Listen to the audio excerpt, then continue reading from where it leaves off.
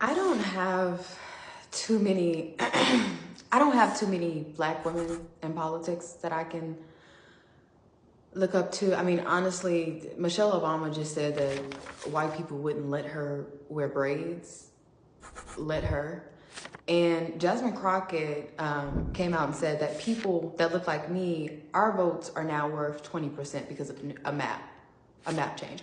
So I don't have too many Black women that I can look up to in politics. So I wanted today to highlight one of my favorite politicians of all times. Not Trump. We'll talk about him another day. No, I am talking about Barbara Jordan, the great, honorable Barbara Jordan. I don't call politicians honorable too often. I think most of them are foolish. But Miss Jordan, oh, she was special.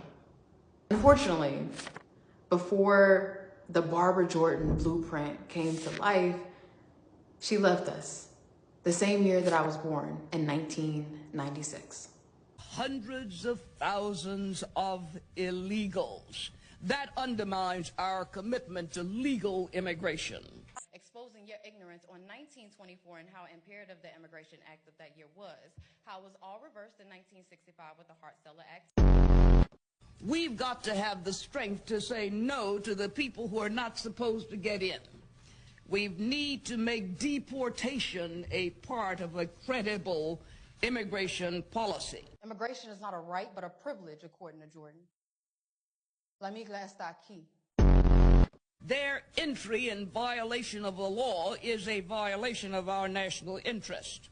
But they literally just finished advocating for something like an open border. And according to the EEOC, in a book titled Back of the Hiring Line, that's not really conducive.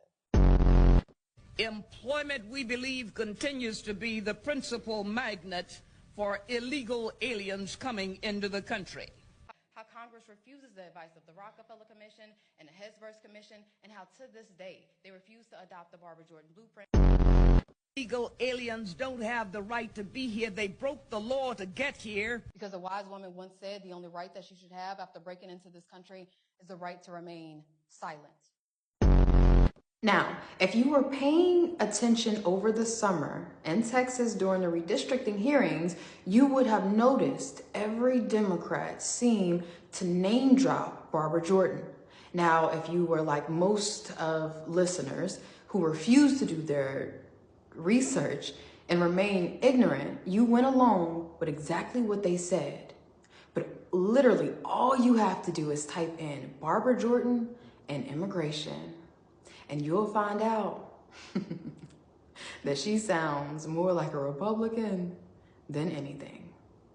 Now, Barbara Jordan didn't stand for hate. She wasn't a hateful woman. She just truly believed in citizenship, American citizenship, and refusing to make a mockery of it.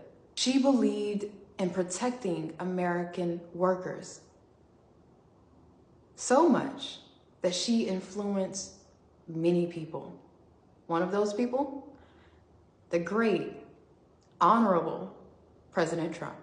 You see, back in 2018, way before I even looked in the direction of politics, he made a statement, according to Dallas News, saying that in the spirit of Jordan's vision, my administration has taken an American first approach to immigration. Now, he received some backlash, but I believe the people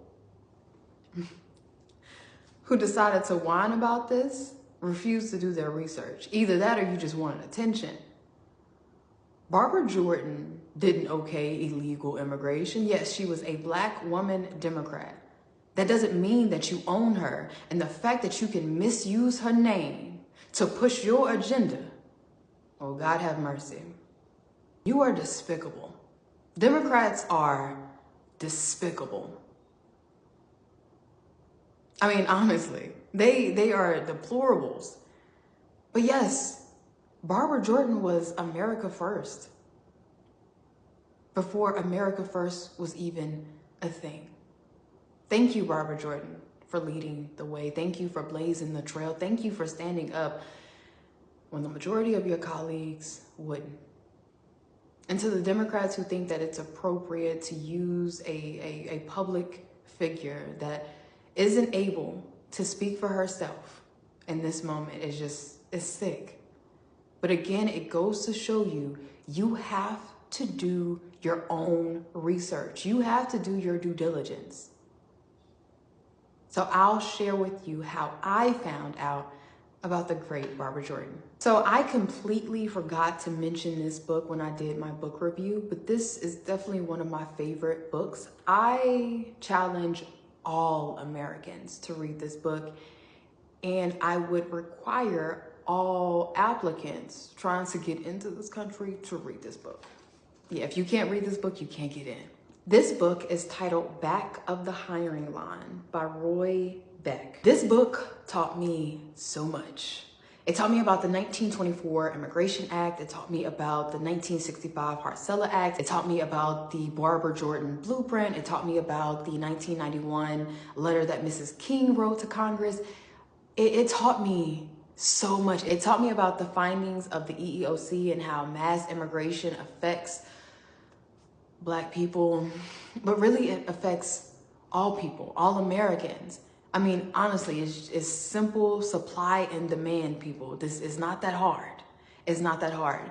But this is a good book. I'm so sorry that I left it out of my book review. It's definitely one of my favorite books. And this book is how I found out about the Honorable Barbara Jordan.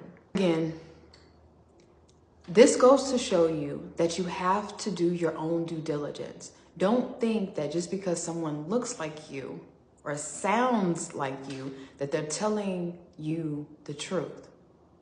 You're not that stupid. Don't let them play you to be. Do your own research and conduct your own due diligence. The midterms may depend on it. But anyway, remember that you can keep up with my progress, policies, and of course donate at notaxingwithjackson.com.